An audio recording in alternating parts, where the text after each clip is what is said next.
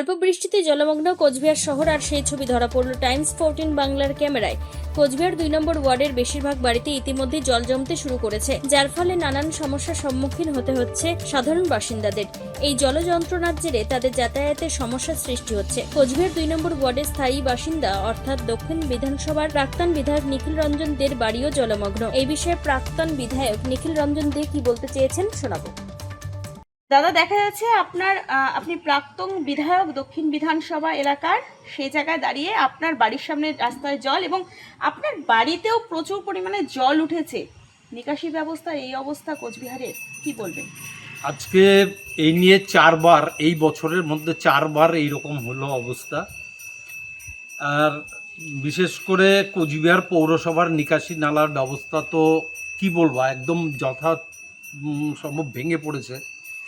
কারণ পৌরসভার পৌরপতি ঠিকমতো অফিসে আসেন না, কাউন্সিলররা আসেন না, কোনো কাউন্সিলর জেলে পড়ছেন। এমতো অবস্থাতে পৌরসভার যারা নাগরিকরা আছেন তারা একদিকে যেমন নিকাশি নালার ব্যবস্থা ভেঙে পড়েছে তার জন্য তারা তিতিবিরক্ত, তেমনি পাশাপাশি বিভিন্ন জায়গায় নোংরা আবর্জনা স্তূপ হয়ে আছে।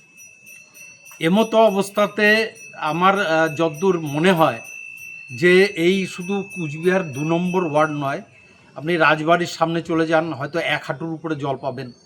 আপনি 3 নম্বর ওয়ার্ডে চলে যান, সেখানেও একই অবস্থা।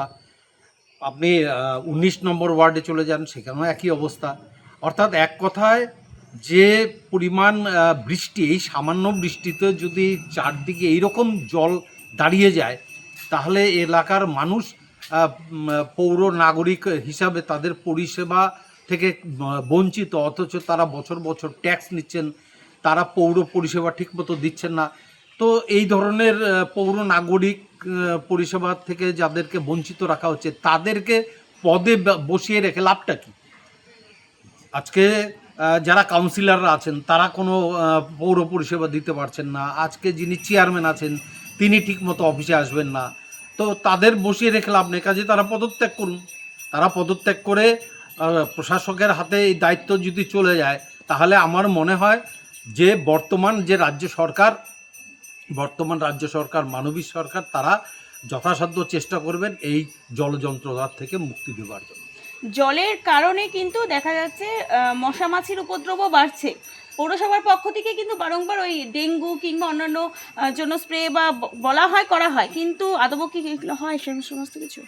ওই নামমাত্র দেখানোর জন্য 1বার 2বার স্প্রে দেখা যায়, কিন্তু তার সাথে সাথে যে এই পরিমাণ জল যন্ত্রণা, তার সাথে সাথে যে সাপের উপদ্রব, আমার বাড়িতেই তো এই নিয়ে 2বার সাপ ঢুকে গেল। তো এবার বাড়ির মানুষ তারা তো আর বোঝে না কোনটা বিষাক্ত সাপ, কোনটা সাধারণ সাপ, বিষহীন সাপ। তো সেই সাপ দেখে তারা তো ভয়ে অস্থির। তো এই জলে চলে আসছে সাপ কোথার থেকে। এবার বিষাক্ত সাপও আসতে পারে, যে কোনো সময় একটা অ্যাক্সিডেন্ট, দুর্ঘটনা ঘটতে পারে। বারংবার আমি পৌরসভাতে জানিয়েছি, তাদের ডেকে নিয়ে এসে এই জল যন্ত্রণার অবস্থা দেখিয়েছি। হ্যাঁ, তারা আশ্বস্ত করেছিলেন এটার থেকে মুক্তি দেবেন, কিন্তু আজ পর্যন্ত সেই কাজটি হয়নি। জানি না কবে হবে। আমাদের এই জল যন্ত্রণা আরও কত বছর ভোগ করতে হবে আমাদের এটা জানা নেই।